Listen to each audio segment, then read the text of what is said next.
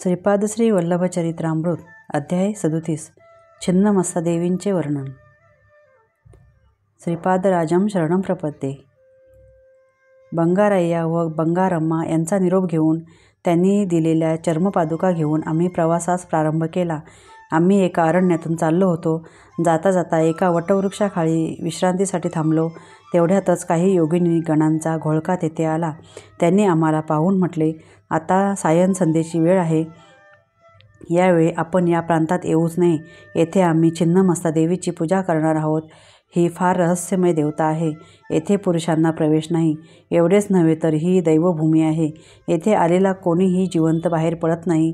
हे ऐकून आमच्या पायाखालची जमीन सरकत असल्याचा भास झाला। त्याचवेळी एका तेजोमयी योगिनी मातेचे तेथे आगमन झाले। तिचे नेत्र अग्नीसारखे लाल होते। तिच्याबरोबर आलेल्या योगिनीने एका टोपलीत छिन्नमस्ता देवीला ठेवून बरोबर आणले होते। तेव्हा ती योगिनी माता म्हणाली, त्यांना नेसायला साडी आणि चोळी द्या। तिच्या म्हणण्याप्रमाणे आम्हाला वस्त्रे दिली आणि आमच्या वस्त्रांना तिथे प्रज्वलित केलेल्या अग्निकुंडात घातले गेले। आम्ही साडी चोळी नेसल्यावर आमच्या शरीरात आम्हाला बदल वाटला। आमचे पुरुषत्व नष्ट होऊ लागले। उरोज पुष्ट झाले। सारे पुरुषत्व नष्ट होऊन स्त्री रूप प्राप्त झाले। आमचे नाव नवीन प्रकाराने ठेवण्यात आले। माझे नाव शंकरम्मा आणि धर्मगुप्ताचे नाव धर्माम्मा असे ठेवण्यात आले। आम्हाला भोजनार्थ मांसपदार्थ दिले गेले। पिण्यास मदिरा दिली गेली। दिवसा माणसाप्रमाणे आणि रात्रीच्या वेळी मोठ्या वाघाप्रमाणे संचार करणाऱ्या वाघाबद्दल आम्ही बरेच काही ऐकले होते।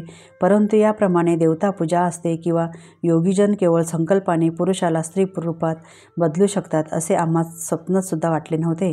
आम्हाला भयग्रस्त करून नृत्य करविण्यात आले। तेवढ्यात योगिनी माता म्हणाली, कबंद मुनी हे परिवर्तनशील जगताचे अधिपती आहेत। परिवर्तन शक्तीलाच छिन्नमस्ता देवी असे म्हणतात। या जगतात वृद्धी आणि क्षय सर्वदा चालूच असतो। क्षीणत्व कमी झालेल्या वेळी विकासाचा स्तर आपोआप वाढतो। त्यावेळी भुवनेश्वरी देवीचे प्रागट्य होते।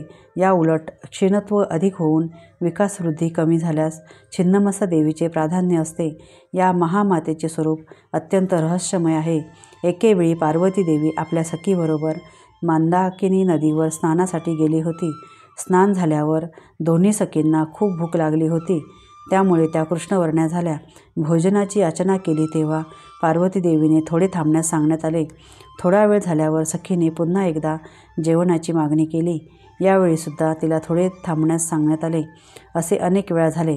तेव्हा मात्र पार्वती देवीने आपल्या खड्गाने मस्तक तोडून टाकले। त्यावेळी कंठातून रक्ताच्या 3 धारा वाहू लागल्या।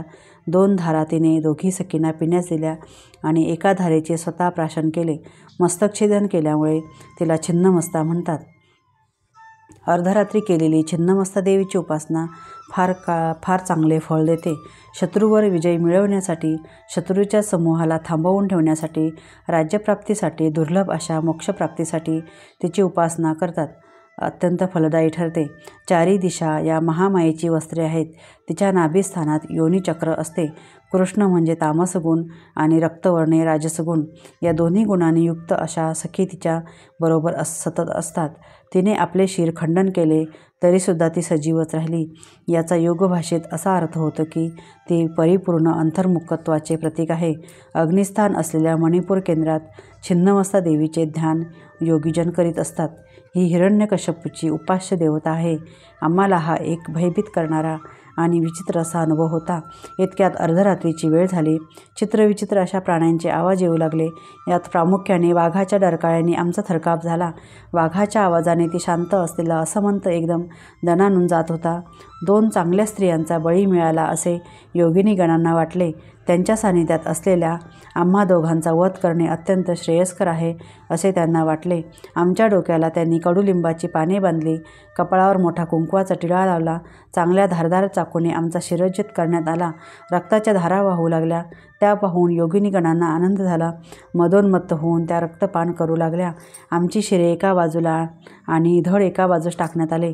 तरीसुद्धा आम्ही सजीवच असल्याप्रमाणे वाटत होतो। शरीराचा दाह मात्र असहनीय होता.